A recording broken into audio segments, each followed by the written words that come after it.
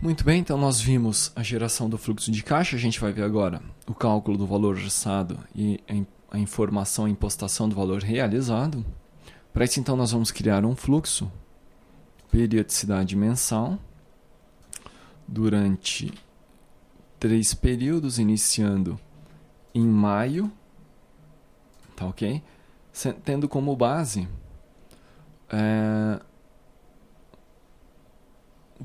o mês de maio de 2011, tá?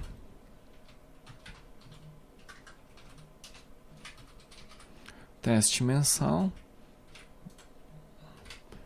A gente inicialmente gera o fluxo, né? Tá ok? Então gerou o fluxo. Como é mensal, vou ter um registro para cada natureza financeira por mês, né? Observe então mês de maio, mês de junho e mês de julho. Agora eu vou calcular o valor orçado.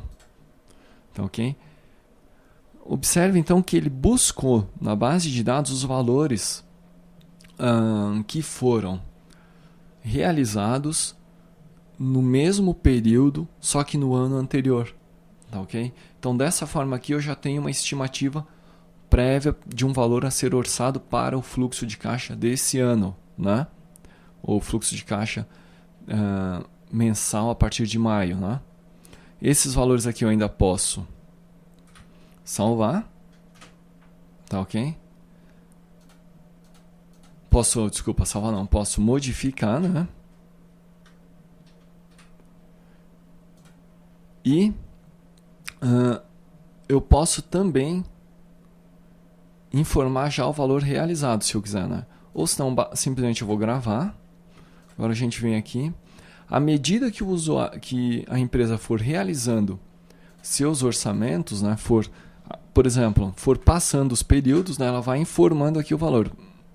Supor que tenha dado 100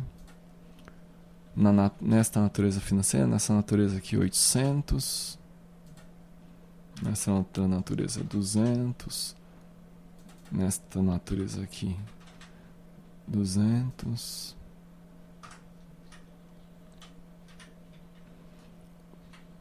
100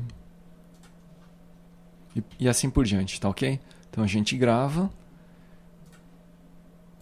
e agora nós temos então os valores que foram orçados e os que foram realizados para cada período, tá ok? Vamos ver como é que funciona então esse cálculo do valor orçado. Na verdade, o que ele faz aqui é uma operação bastante simples, que ele busca na base de dados, nas informações que estão registradas pelos sistemas contas a pagar e contas a receber, ele busca os valores para fazer o orçamento.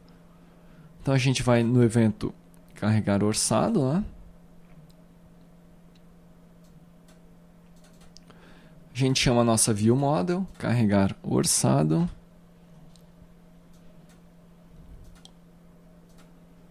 E aqui está. Aqui a gente tem uma estrutura que ela é bastante parecida com a estrutura que a gente viu na geração de fluxo, tá? Então eu vou ter uma formatação dia-mês, eu vou ter uma verificação pela quantidade de períodos, uma data base de início e uma data base fim, tá ok? Vou ter também uma data de comparação.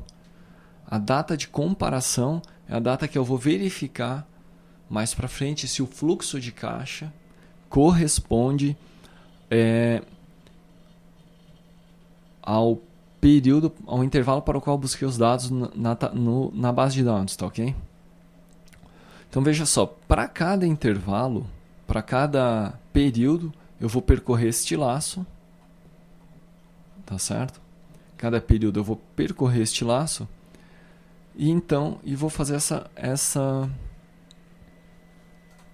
atribuição. Minha data base fim vai ser atribuída à minha data base início. Se o período for diário, então nós vamos setar como data base fim a data base início mais um dia. A data de comparação vai ser a própria data de comparação mais um dia também. Tá ok?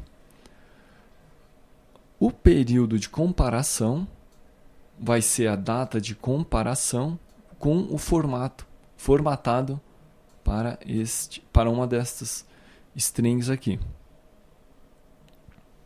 Muito bem.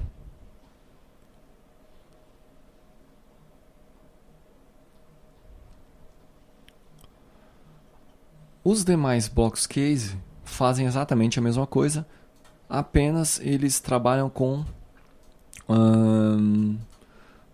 seus respectivos períodos, né? Semana, mês e assim por diante. Na sequência, então, nós vamos dentro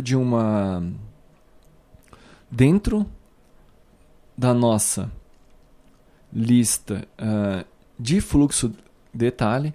Então veja só, eu estou fazendo aqui uma consulta link, né? Eu estou pegando a nossa lista fluxo caixa detalhe, que é a lista que nós populamos quando a gente clicou no botão gerar fluxo de caixa, geração do fluxo de caixa.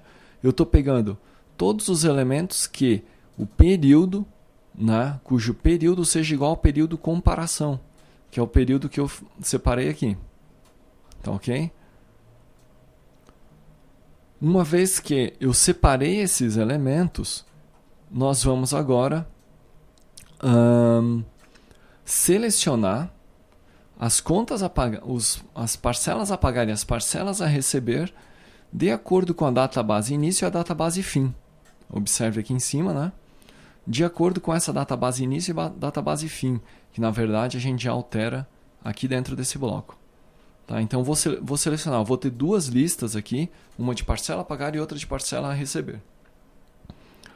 Vou percorrer a minha lista, minha parte da lista que eu selecionei aqui.